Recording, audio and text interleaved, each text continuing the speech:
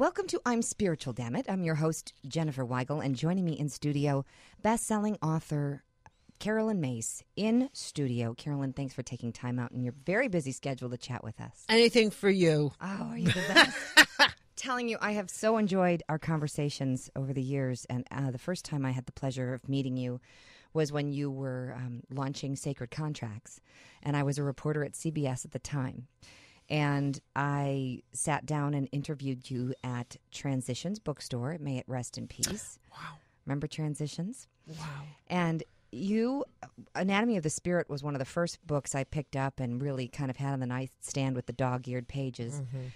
And it was revolutionary for me and obviously for millions because it just is celebrating its 20th anniversary. That's right. A 20th anniversary edition's coming out. Fantastic. Yeah. That holding up, and I remember I asked you, do you think that what you wrote back then 20 years ago still stands today? And you say, oh, yeah. Oh, yeah. Oh, yeah. Boy, does it ever.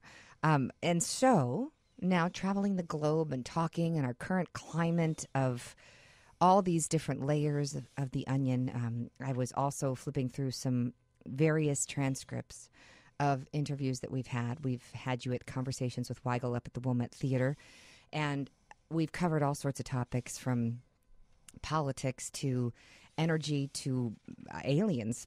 But there are some wonderful things as well. I want to tell a story where the last time you were here at the Tribune Tower, which is where we record these podcasts, I was a columnist with the Chicago Tribune, and the day we had planned to have dinner, I had just been told that my services would no longer be needed. And I was pretty blindsided by the news because I was doing, I thought, really good work and thought I was a much-needed member of the team because I had video experience, and we were told they were going to go down that path and blah, blah, blah. So when I called you afterwards, and it was kind of had the wind knocked out of me, you said, oh, we don't have to do this today. I said, oh, no, we got to do this today. I don't know if I can get in the building in 2 weeks. Let's do it. So I walked out to the river, and I looked out at the river, and I was cursing God, as people do when they feel sorry for themselves. And I thought, why is this happening? I'm a mom, I need to pay my bills, help. And I heard this little whisper, and it wasn't just a little whisper. It was a very clear voice that said, we had to do this.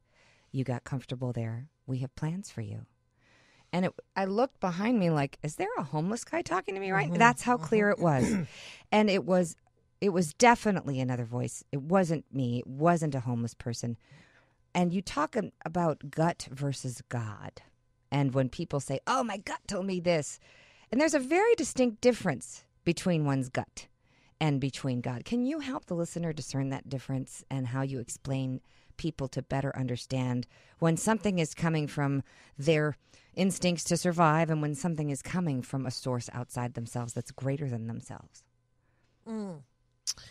The survival instinct is kicks into gear, and you can act on it. And well, first of all, Jenniffer, I want to begin by saying what a pleasure it is to do this interview with you. Thank you. Secondly, I don't think you realize how much you do. To listen to you're a journalist and you're a writer, and your books are wonderful. You do media. Mm-hmm. You're this multi-talented, incredible success. Thank you. And someone, I need to acknowledge that it's a pleasure. It's a pleasure to be interviewed by you. Thank you so much. So this is not a one-way street here. It's an absolute pleasure to be interviewed with you. And finally, I'm going to say this, that you have just a superb intellect. You are so well educated. I mean, and why I say that is your questions are always so sharp. And so, I've been interviewed by a lot of people, and it's very uncomfortable to be interviewed by someone who's been assigned to interview you, and they haven't read your work. No, and they're just like, tell me about your book, right? And was it okay? Thanks. And that's right. It's your life's work. Back right? to you. Yes, right. yes. So let me just say that. Thank you. Okay. Yes. So, all right now. It's funny, and I just finished a workshop on medical intuition with my dear colleague and beloved friend Norm Shealy. Mm-hmm. So I've I've talked about intuition forever and ever, and gut instinct is what we're just born wired. Mm-hmm. And there's a lot of what I would call a misunderstanding or I don't know. Misconceptions or whatever about intuition. The gut instinct is an animal instinct. Mm-hmm. And we respond to it, and we don't even realize it. I mean, it's the gut instinct that, you don't cross the street or whatever, and you don't even think about it. It's just a gut. You don't have to invoke anything. Gamblers have great gut instincts. Criminals have great, this is a house I could get away with robbing. I mean, it's not anything of an elegant version, spiritually elegant.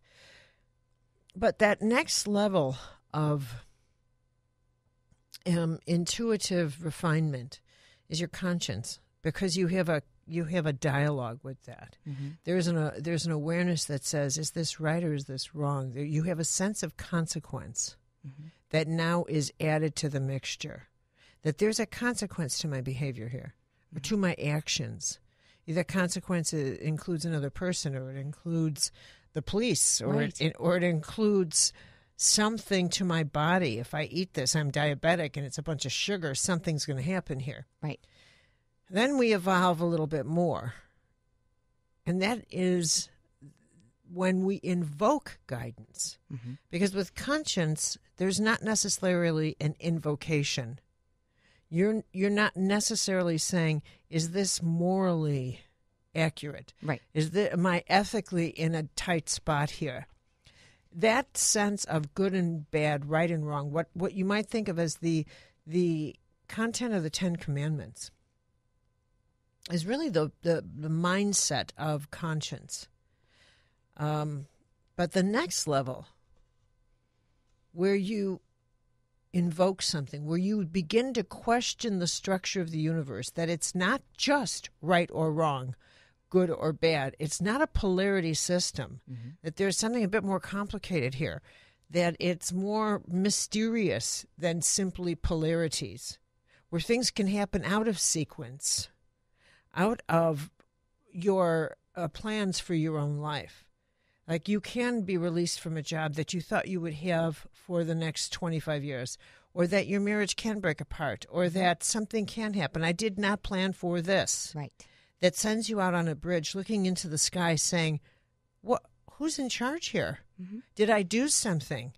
I thought bad things only happen to bad people. Bad things do not happen to good person. I am a good person. How did a bad thing happen to me? Well, you look up into the heavens, and you think, how is it that my child died before me? That is out of the sequence of life. Right. Parents only bury their children during the war, but when it's peaceful, children bury their parents. Right. So that's when you are invoking the idea that maybe heaven can speak to me, and it's not my gut speaking to me, where it is just an earth biological response where I do not have to awaken some part of myself to be in touch. This is with organic divinity. Organic divinity is just in touch because it's the organics of God. I don't have to activate my consciousness. But once I do, there's no going back.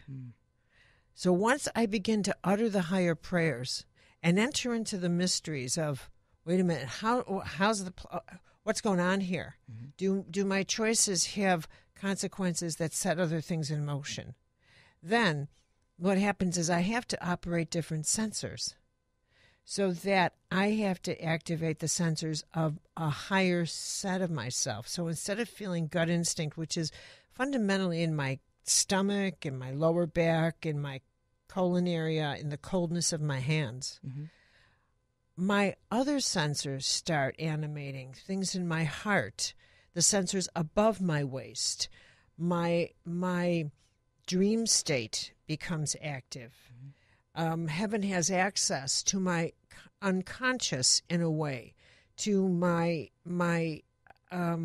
to haunting me about decisions I've made in moral language, in ethical language, in my sensitivities to how I am impacting the lives of others in that finely subtle way become animated. They weren't animated when I was operating at my animal instinct. Right. That's the difference. That is incredible. It's a different antenna completely. Yes. Absolutely. We were discussing before we started rolling about, I was curious about an archetype, or rather, I would say an imprint. Let's say somebody has a childhood that's just absolute chaos. And I know a few people that had this happen in ways that you wouldn't understand, like a normal being, just incredibly tragic, I guess I would say. But yet they grow up to be very wonderful people. And this could go generations where people, like you say, the war and famines and all these things had trauma everywhere, right?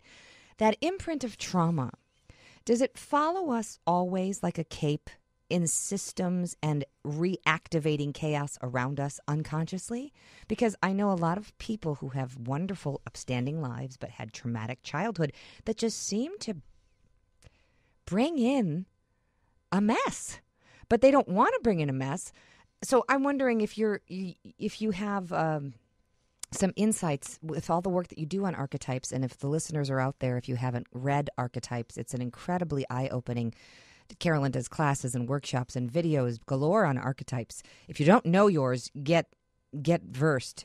But is it possible for that imprint to always be with us, or can we try to undo the PTSD that we had as a childhood and get it off of our cape? Well, the way I would have answered this 5 years ago, 10 years ago, is very different than how I see it now. Okay.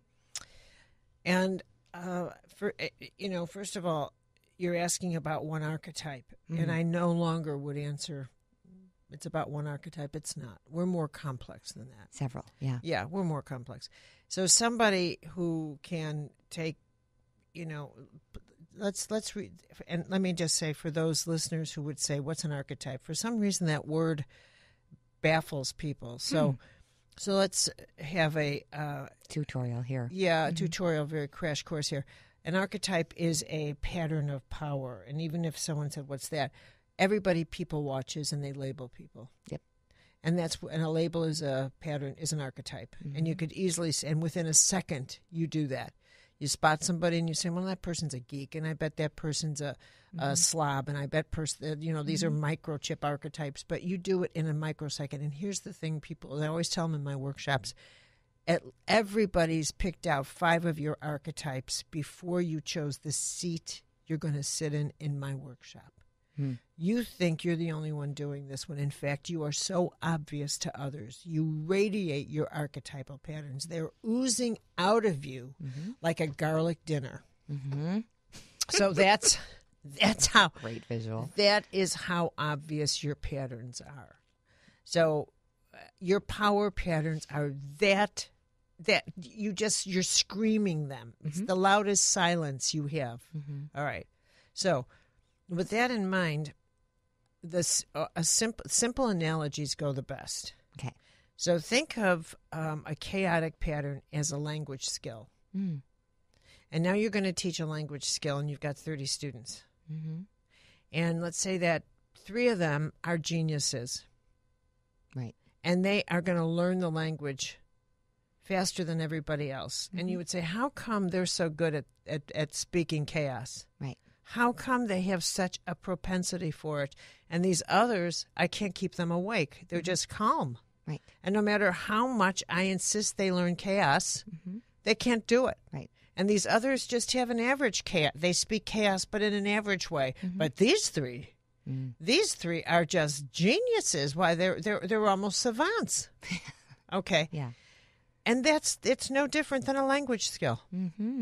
And you have to, you actually almost are better off understanding it outside emotion, outside of the psyche. I mean, outside psychological, emotional. See it as just a pattern that they are very involved with. And I think a person is handicapped by then sinking it into the muck of, oh my God, they're so saturated in their childhood, blah, blah, blah, blah. the chaos pattern is a way of always stirring the energetic dynamics in their field. Mm-hmm. And sometimes people have that on behalf of everyone else they're with. Right. Okay? Mm-hmm. So you don't know why someone carries that pattern. Mm-hmm. Donald Trump has it. Mm-hmm. Okay? Donald Trump has it. Machiavelli had it. Mm-hmm. And that's the whole purpose of when someone says it's very a Machiavellian court. Mm. It's that intrigue chaos where the idea, the purpose of it was divide and conquer. Mm-hmm. Divide and conquer. Keep it chaotic. Sun Tzu in The Art of War Mm-hmm. says create chaos in your opponent's camp Right. to bring down your enemy. Right. So it's really the study of, and what chaos really is a partnership with the energies of change. Mm. Mm. So it has Isn't- nothing to do with character, Yeah, I mean, or does it? well, it is susceptible Mm-hmm. in some sense, and yet at the same time, Buddha would say change is constant. Right. Okay, change is constant, and there are other people who are in the business of cooperating with change. Mm-hmm.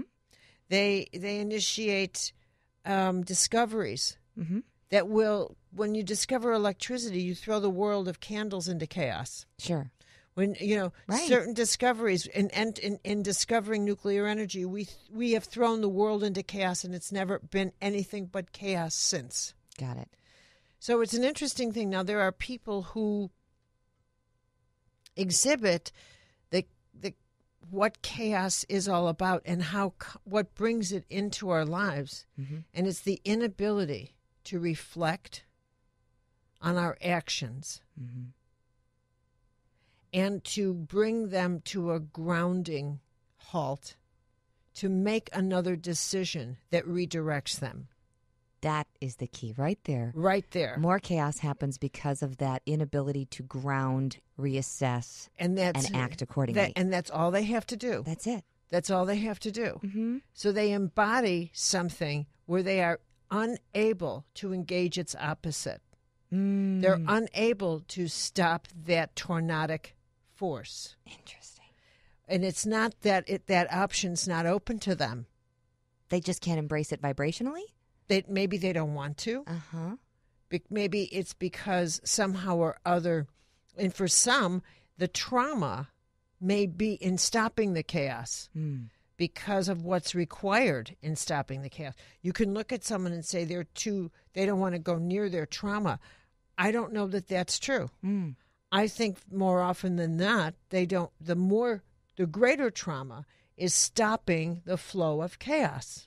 As many people use their trauma as their identification, Right. also to create the story and continue the story, and thus continue the chaos. And it's the power of creating chaos. Mm. It's the power of the chaos button. Okay. That is their power. Mm-hmm. It's the power of turning the room upside down that is their power.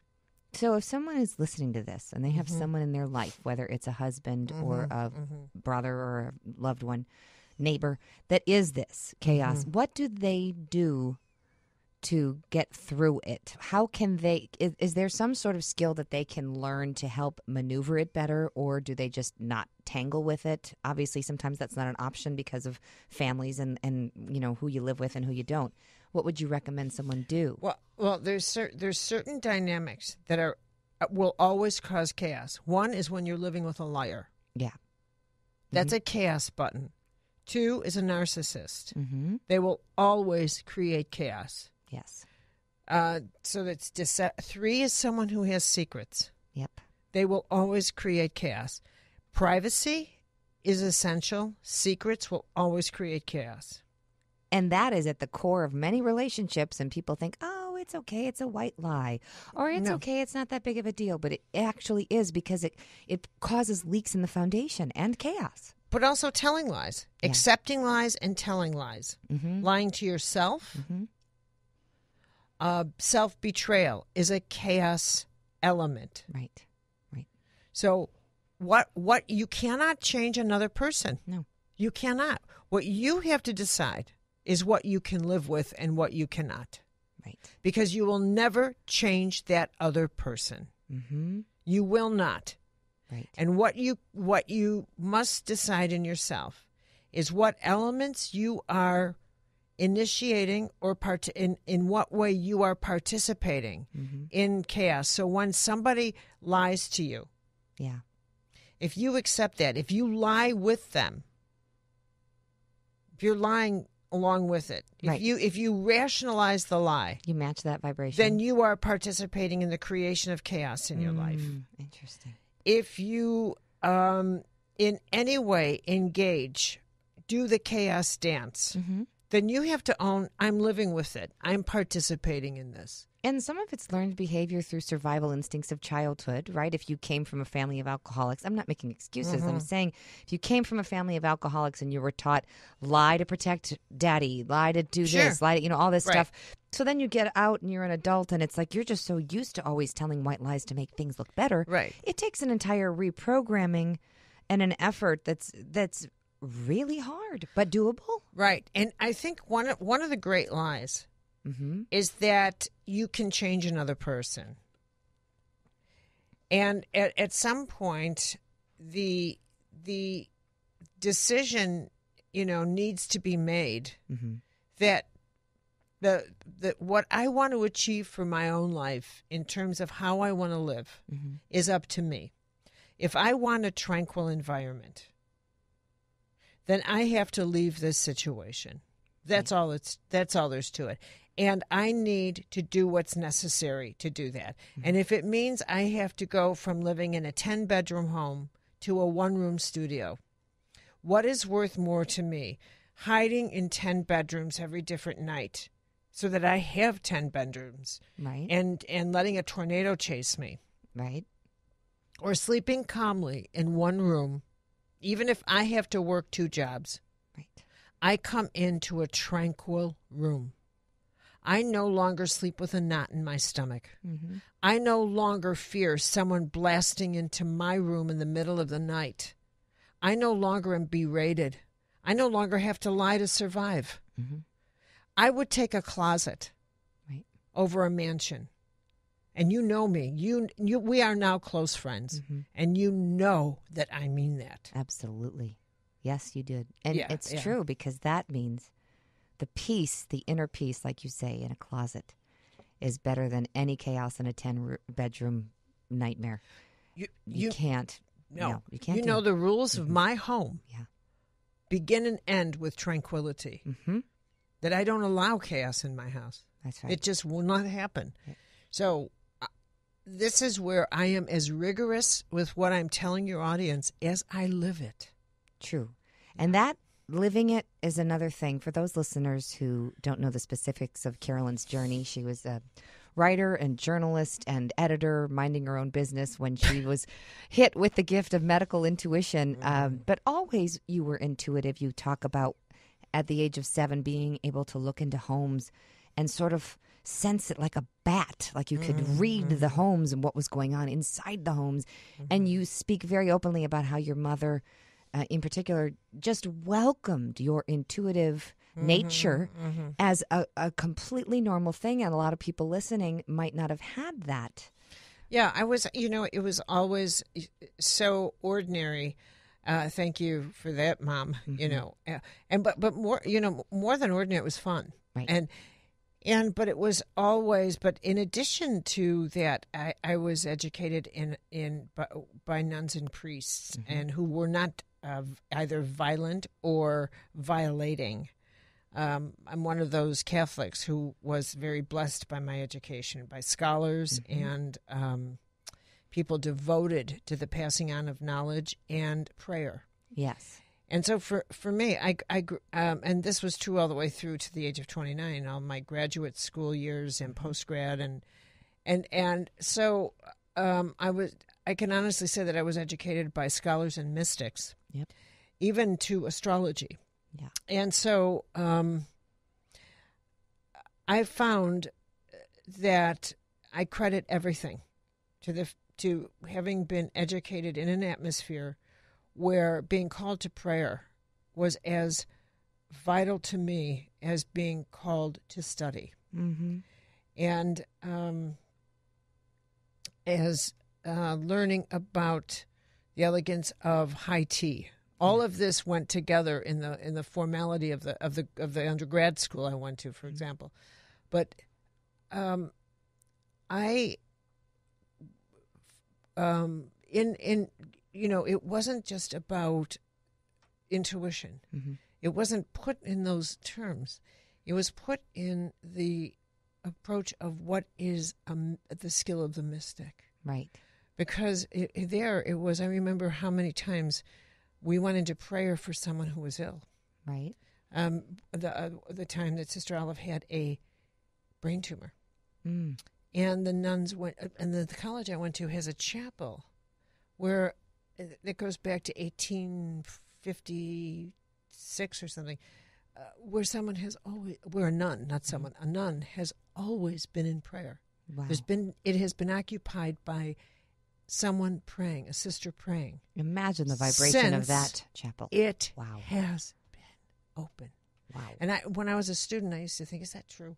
And one time I was there, I set my alarm when I was a senior. I finally thought, I have to check this out before I graduate. Yeah. And sure enough, I went through the aspirancy and I came in, so they didn't go through the front door. Mm-hmm. And sure enough, Yeah. there it was, 2 o'clock in the morning. Someone was praying. A sister was praying. Mm.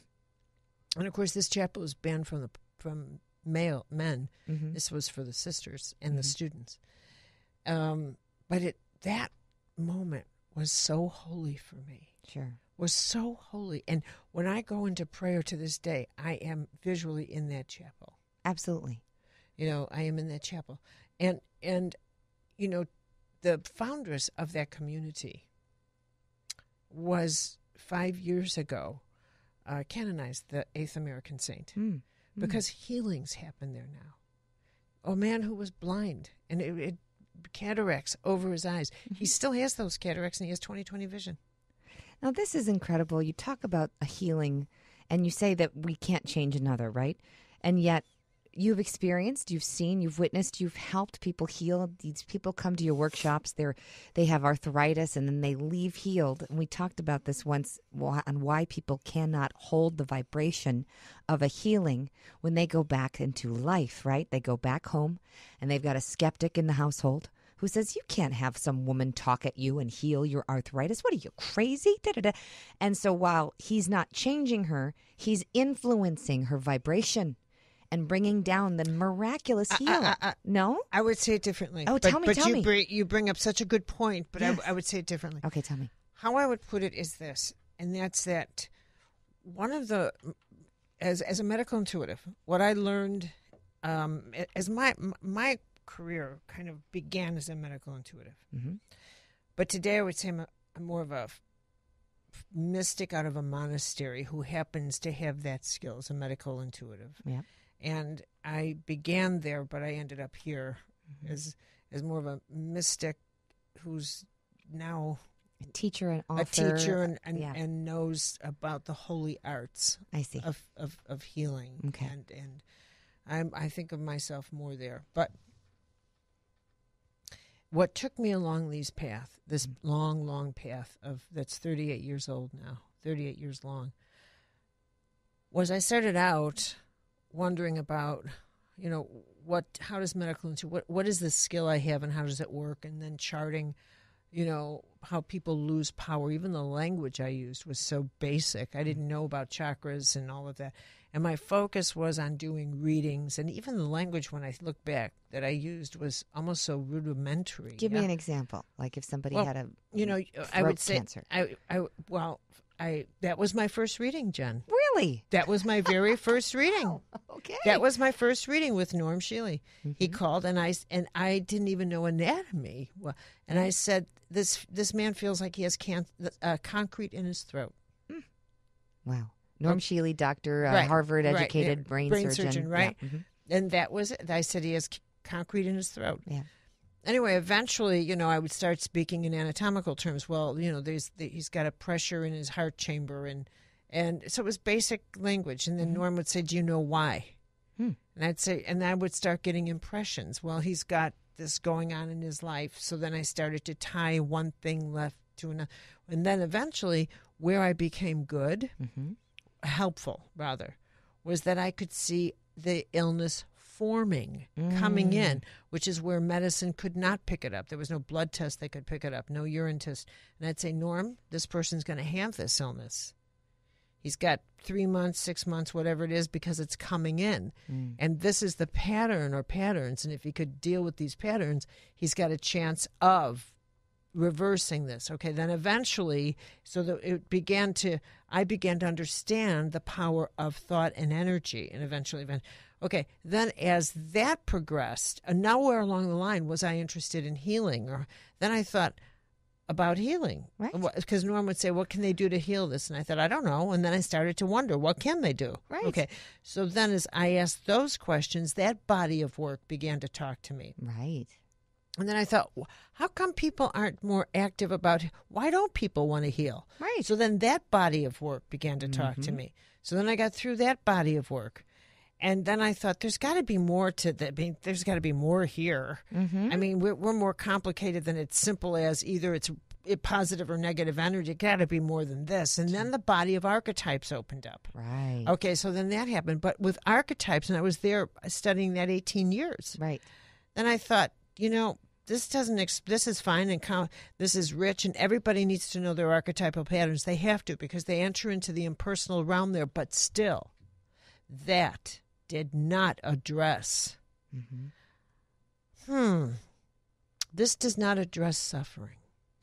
Now I'm getting into the subtle suffering. With archetypes, you get into power patterns. But now I'm getting into the subtle fiber of the human being. How come people suffer? What is that about? What is this inability to forgive? What is the subtle tissue of human nature? Enter Teresa. Teresa of Avila. Now, my life shifts, and I move into my mystical experiences. Uninvited, I might add. The open door for me was a grand mal seizure. Exactly. And Here you are on deadline for a book, and right. boom, and grand mal. And I start going into the deep mystical waters.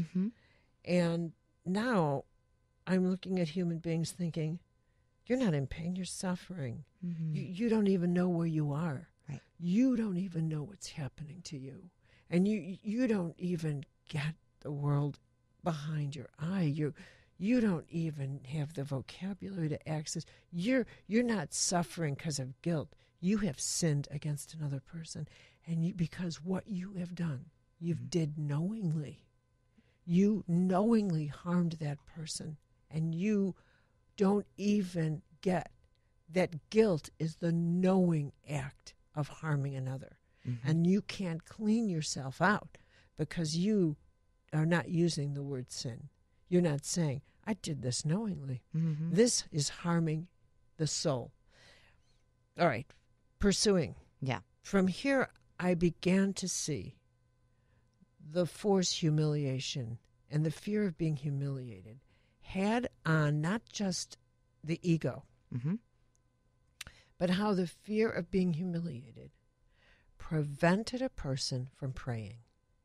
Interesting. Now, let's go to God. Now the route takes us to God, which is, take me down deep. And show me the reason for which you gave me life. Right. Take me down deep. Why did you give me this life?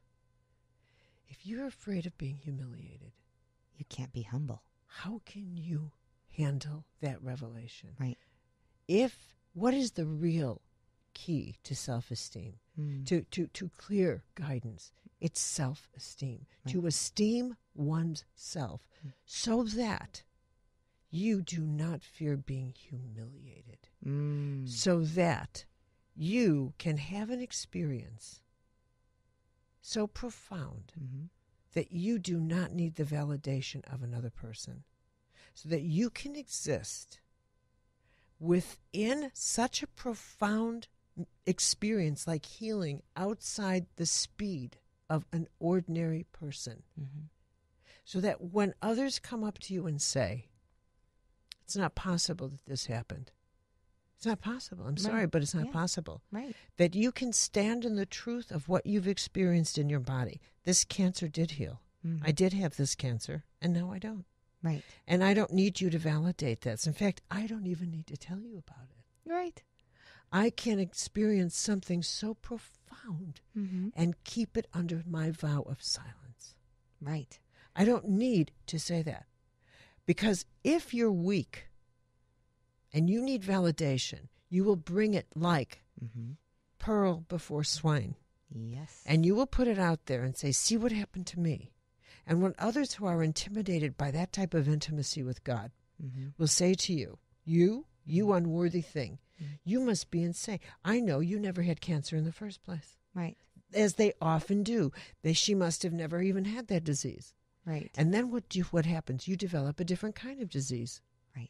You develop anger. Right. You develop resentment, that they would think you are not good enough for such. Now you're even sicker than you were before, but now it's a different type of sickness. So it is better in the wisdom of God that you get denied that experience entirely. You know, it's so funny as you're saying this, I'm thinking about the pettiness of a recent encounter we just had in the hallway where I was feeling not validated by a certain something with a colleague. And I was expressing, well, why didn't this person validate? And the mirror goes back to me. I have to always validate me. It's not about, now there's sometimes where things are unjust and unfair, and yet we have to be able to fill up our own container and not need that validation, no matter what form it comes in, from a parent, from a spouse, from the dog licking our feet. We have to self-first it. We really do. And so thank you for that reminder. Always giving me the reminders. You mentioned God many times, and for those who are listening, if they aren't particularly devoted to a certain religion, you talk very devoutly about being Catholic, and yet you also speak openly about those who have messed up the message of Jesus. How can we, you say Jesus is all loving, and you I do?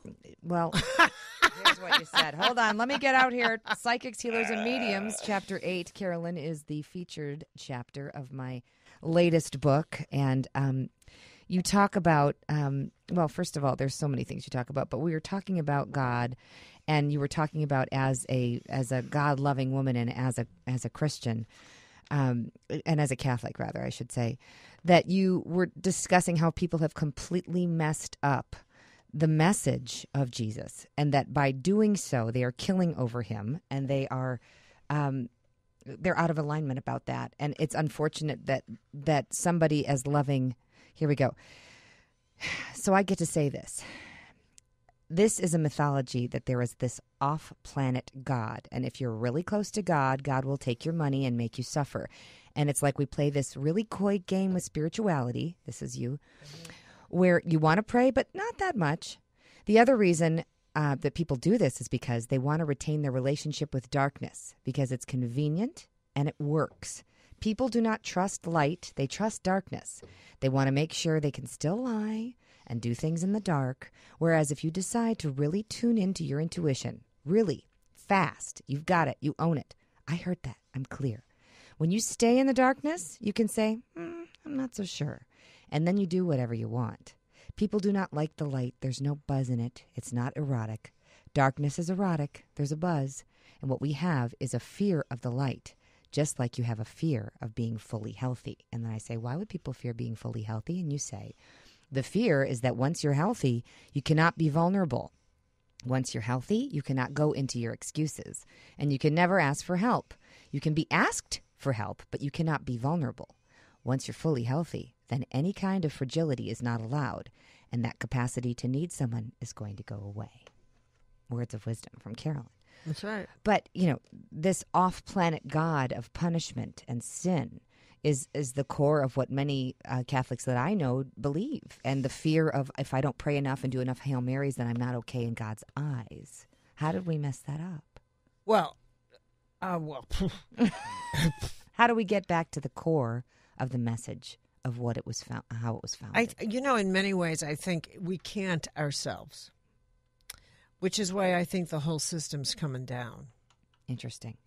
I think the message, the theology of all the church, all the religious systems are coming down. the Dalai Lama said he's not reincarnating. Mm-hmm. I am, in my mind, Buddhist. In my heart, I'm Christian. And much of me is aligned to, I don't have a religion, really. Mm-hmm. I think if I had a religion, it would be the cosmic laws. Sure. All of the religions are coming down because it's their time now to come down. Who we are, how we need to live, how we need to survive, and what's required to survive cannot be sustained by the teachings of religions anymore.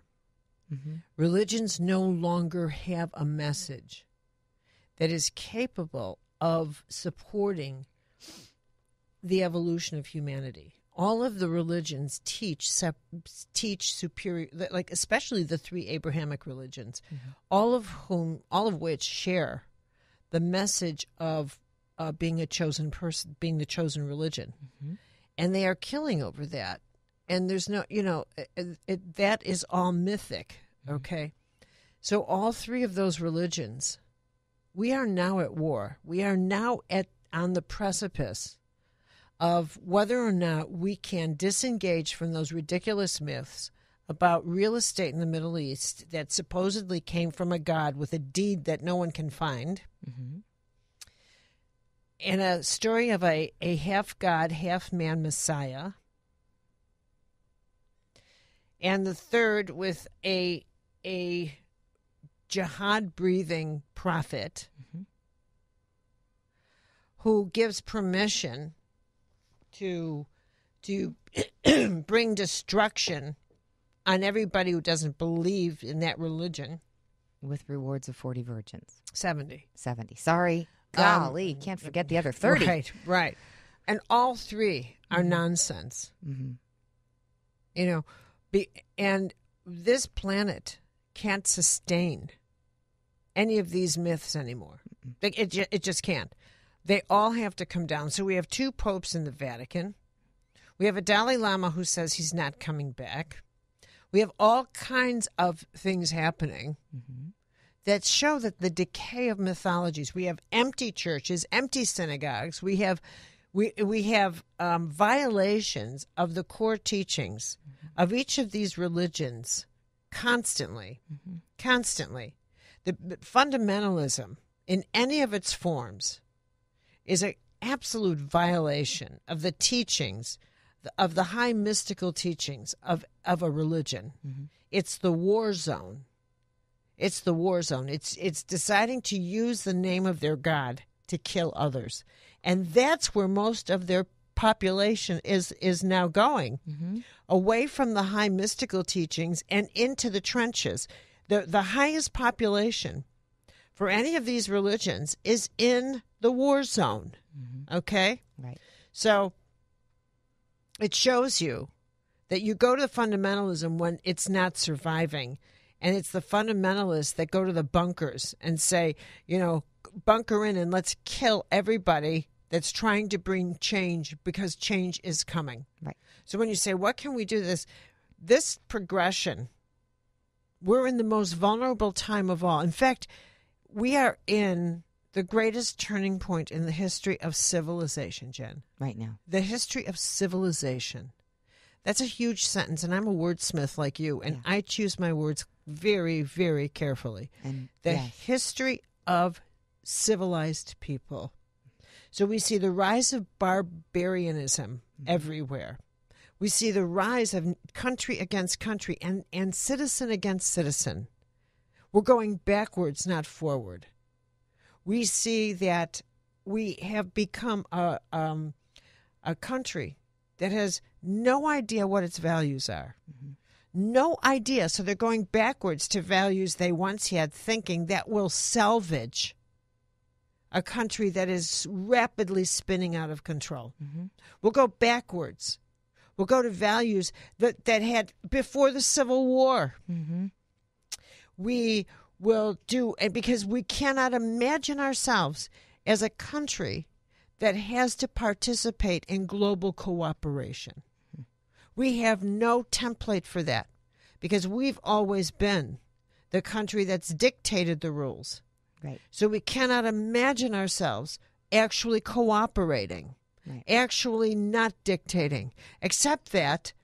So now what we've done is we've had a steady group of leaders who have disemboweled the self-respect, the high moral ground this country once held. Mm-hmm. So we are going to be picked up off the ground floor. True. As the rest of the world progresses toward unity, we are flailing in isolation with an absolute lunatic. Mm-hmm. An absolute lunatic at the helm. And a Congress too weak and spineless to take Caligula out of the White House.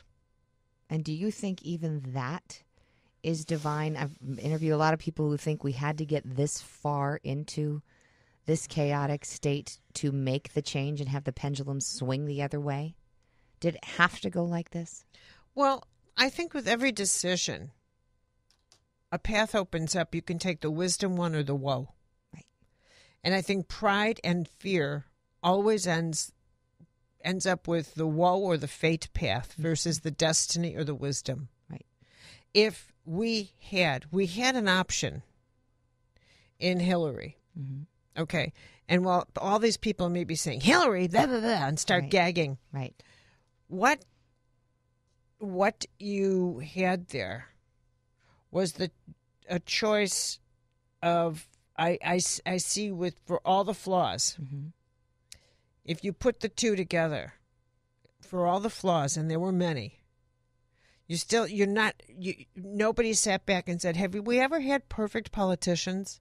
Have we ever had perfect anything? Right. Have we ever had politicians who haven't lied in this? And in fact, aren't we living in the age of lies? Mm-hmm. Aren't we living in an age of endless liars? Who hasn't lied? Right. Where are these people? Am I not a liar? Is this not the age of liars? But even our founding fathers were pinning the stories of Hamilton, right? Hamilton and Jefferson using to fight with each other always. At the end of the day, mm-hmm. How much of this was about, I just can't picture a woman at the helm of the United States. Right. I just can't picture it. I would rather have a lying, misogynist man who really was an unsuccessful businessman. Right. Who cheated people at the university with that Trump University, who cheated people all the time, who bankrupts companies to make money, who had 3,600 lawsuits against him, I believe, before all the things that came out about him constantly. To her email thing. Do you think this matched the vibration of our country more than we know? Because yes. That's really what happened is the leader that was chosen was the majority of the vibration of this country. Well, I think what Trump did in many ways was he brought out the dark underbelly of our country, and now he is the dark underbelly. Right. He is that. It's amazing to me what he brought out. Mm-hmm. But at the same time, let me add something. When I see these people, these Trump supporters, my heart hurts for them. And I'll tell you what, these are, first of all, my fellow Americans. These are my fellow Americans. And I heard an interview during right after Trump got in, I think, when people were trying to deal with how the heck did he get in, right? Mm-hmm. But if these people, this young man was talking, he had a family, mm-hmm. I think it's West Virginia, and he was saying, and he was from a town it's like a ghost town now, a ghost town. And he said it was a mining community, I think. Was it a mining community? Could have been mining. Yes, yeah. It was mm-hmm. probably mining. Yeah. And he said that he'd try anything for a job, anything. Right. He said, I'm trying to support my family. Right. And he talked about how he and his friend His friend had gotten, had 3 jobs in 1 year, would do anything. And he said, he gets a job, and they were so happy. And he was out of the job in 6 weeks. And in the despair of being released from a job yet again, and the despair of the man firing him, letting him go. And he said, at least Trump came here. And Trump said, I'm going to get you out of this. Mm-hmm. And he said, I would have voted for anybody who came here, looked me in the eye, and said, I'll help you. Right. And he said, all I wanted was that hope. Right. And he said, if Hillary had come here, I'd have voted for her. Right. My heart hurt for them. And here's the thing. What I really understood in that moment was that how much progress, how much that technology has moved so much of our world exponentially away from the world of the people of the hands, the people of the earth, the people who earn their living by working with their hands and like that. The natural resources. The natural resources that are being rapidly replaced and who haven't tooled up to keep up. And there's a hostility toward educated people, as you know, that Bush brought out, as we would laugh about his low educational... Nuclear. Right. Well, but, and yet, what I also understood in that moment was, when I went to college, or my brothers and my family, or whatever, so many people, and it did not represent a weakening of my family.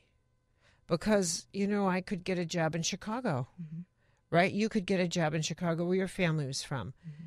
But if they sent their child to college in that small town, not only would they lose their child because there was no college job in that small town, but they would lose their child culturally.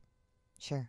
Because that child would come back and never relate to them culturally again. And then, no doubt, marry someone who was not like them at all. And he might even marry a woman from the North, God forbid. Right. Okay. Right. But that would change the dynamic of their country.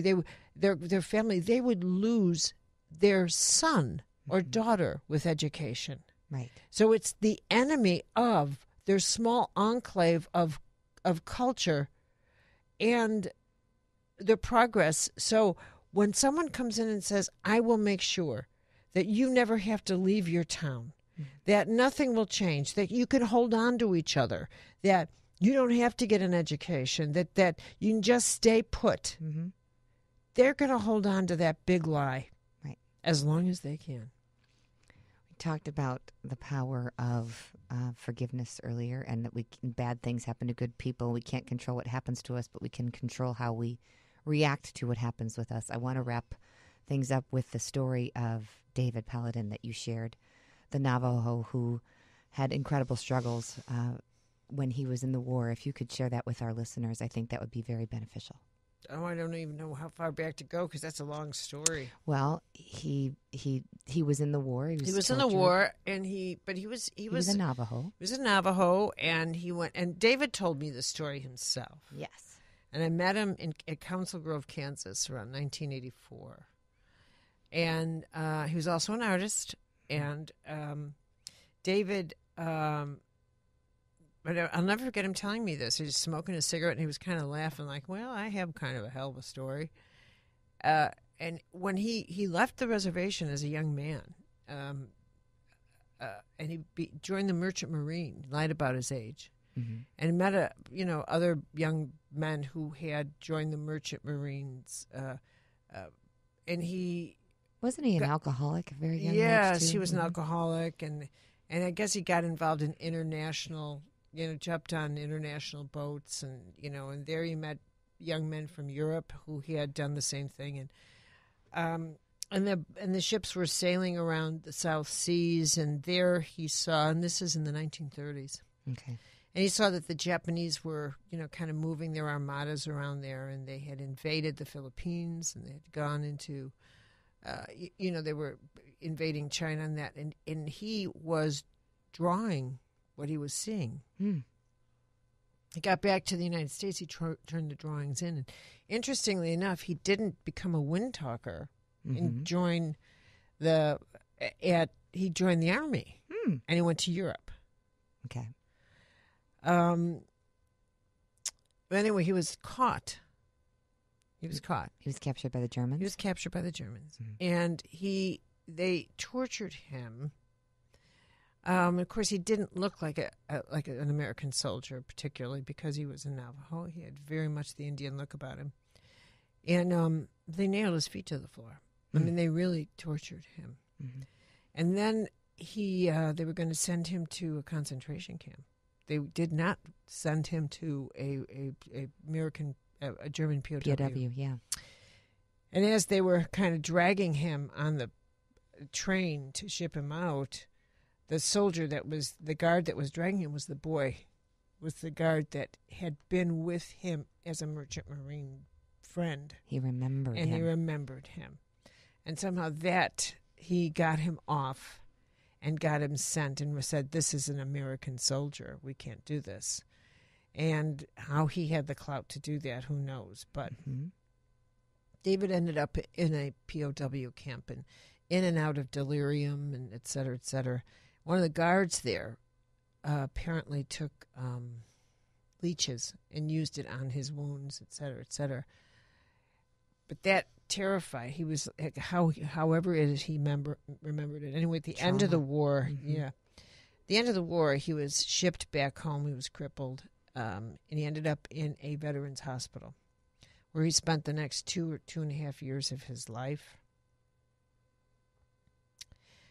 And then he decided that he would go back to his reservation and say goodbye to his people, then return and just live his life out at the reservation because he couldn't walk and he couldn't even imagine what would he do because he had no education formally and, Right. So he makes his way back to Nevada.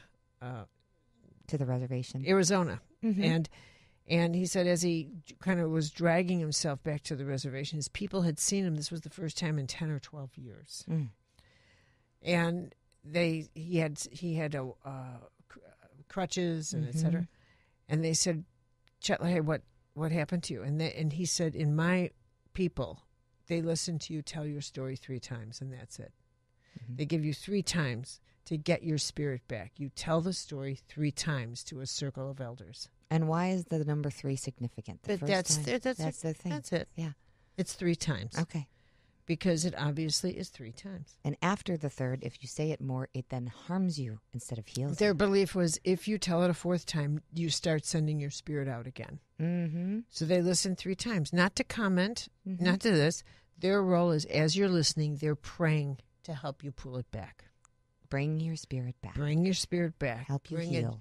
Help you hear. And they are witnessing. They are the sacred witnesses. Got it. They want to validate. This is the journey you've had. This is the journey you've had. And their job while you are telling your story is to pray and help you bring your spirit back. They're calling your spirit back as you tell your story. Got it. Okay. And it's not important to know why 3. Who cares? It's 3. I'm curious of the significance of the number. And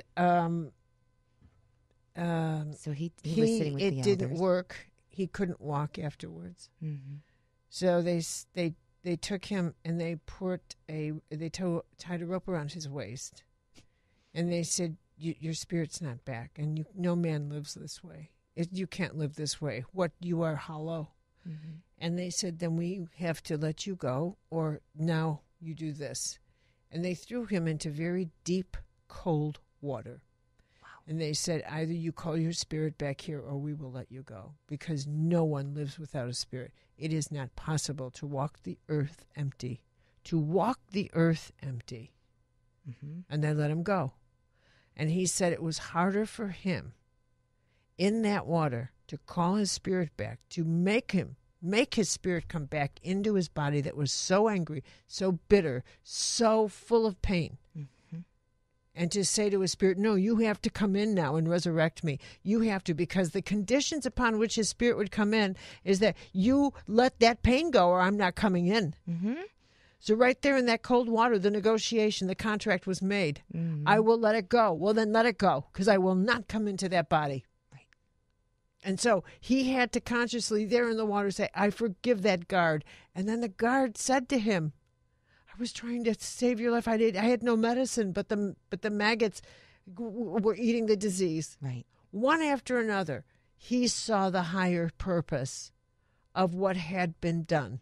Right. And he wept in the cold water, and his spirit came back in, and he got his legs. And he became a minister and a shaman and a holy man. And one of the greatest privileges of my life was to know him. And a very beautiful painter as well. Yes, I have a painting and he made me a medicine stick. Wow. It's still on my desk. David passed away in 1989. So for all who are listening, call your spirit back. Yeah. Call your spirit back. Let go. You're not condoning all those guards that put leeches on your feet. You're not condoning the bad things that have happened, but you are. Oh, stop coddling. You're letting it Just go. Let call it go. Your spirit back. Stop coddling people. And that's what I love about Carolyn and her wisdom. As I sat and watched her address a woman in the workshop who said, what do I do if I have more than one sacred contract? And you looked at her and said, you want people taking care of you? You need to get off your rump, go for a walk, because that was it. This woman was entitled and apathetic and all these things, as many of us are, walking around wanting someone to serve it up, and do it for us. And at the end of the day, people, we have to do it for us. So thank you, Caroline Myss. For all you who are out there and want to get one of her workshops, go see her in person. Go travel with her to Europe. Go to France. Go to England. There's many options. Montserrat. I'm doing a workshop at Montserrat in Spain. Ooh. Yeah. Explain that one. Well, we got the monastery to ourselves. I know. That's pretty extraordinary. And that is at myss.com. Click on mace.com, find out all the information, get one of Carolyn's many books, but importantly, just stay in dialogue. Go to the website. You can do the blog, the email, the newsletters, all of your, even the TED Talks that you find with Carolyn are worth it. It's worth its weight in gold. And I'm so grateful for all that you put out and all that you've done, and especially for the last hour and change of your time. Thank you, Caroline. My pleasure. To everybody out there, please stay spiritual, damn it. I'm Jenniffer Weigel, and we'll talk with you next time. And we'll talk with you next time. And we'll talk with you next time. And we'll talk with you next time. And we'll talk with you next time. And we'll talk with you next time. And we'll talk with you next time. And we'll talk with you next time. And we'll talk with you next time. And we'll talk with you next time. And we'll talk with you next time. And we'll talk with you next time. And we'll talk with you next time.